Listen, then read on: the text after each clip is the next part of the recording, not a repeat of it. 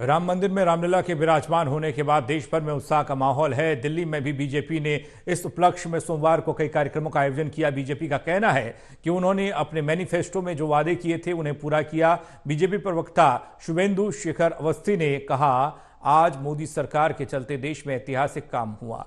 दिल्ली में केजरीवाल सरकार के द्वारा मनाई रामलीला भंडारे को लेकर भी उन्होंने प्रतिक्रिया दी। शुभेंदु शेखर अवस्थी ने कहा कि कोई भी राम का नाम ले उसका स्वागत है, लेकिन जनता अब सब समझ चुकी है। हमारे संवाददाता प्रणय शर्मा ने बात की बीजेपी प्रवक्ता शुभेंदु शेखर अवस्थी से, दिखा रहे हैं। अयोध्या में रामलला के विराजमान होने पर देश भर में उत्सव देखने को मिला। राजधानी दिल्ली की बात करें तो दिल्ली में भी आम लोगों की बात करें या बीजेपी की बात करें, तमाम जगहों पर अलग अलग कार्यक्रम देखने को मिले।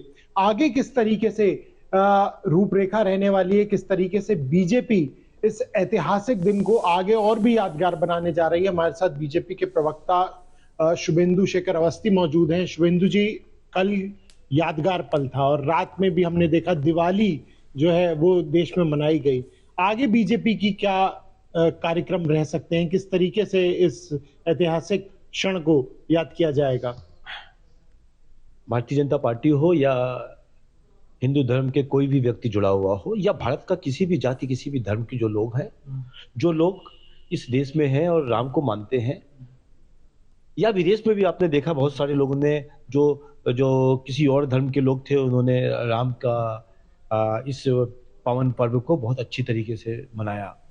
तो इसकी सबसे पहले तो मैं उन सभी लोगों को धन्यवाद देना चाहता हूं जिन्होंने कल इस कार्यक्रम में पार्टिसिपेट करके राम के जो 500 साल का राम मंदिर का जो मुद्दा चल रहा था उसमें प्राण प्रतिष्ठा होने पर एक दिवाली का जैसा और महादिवाली का एक महोत्सव बनाया। दूसरा, भारतीय जनता पार्टी आस्थाओं का विषय था, पहले से भी कहती थी, हम लोग कहते थे कि हम राम मंदिर को बना के रहेंगे। हमारे सभी मैनिफेस्टो में, जितने भी मैनिफेस्टो हमारे आज तक आए हैं, उसमें ये विषय रखा था हमने कि हम राम मंदिर को बनाने के लिए संकल्पित हैं। जब संकल्पित है, संकल्प ले चुके हैं, ईश्वर का नाम लेके संकल्पित है, तो इसलिए पूरा भारतीय जनता पार्टी का कण कण कार्यकर्ता जुड़ा था। और इस तरीके से पूरे देश के अंदर वो भी और बाकी भी जो लोग भारतीय जनता पार्टी से नहीं थे, सभी राजनीतिक पार्टियों ने भी जुड़ा था, उन्होंने भी कार्यक्रम किए हैं।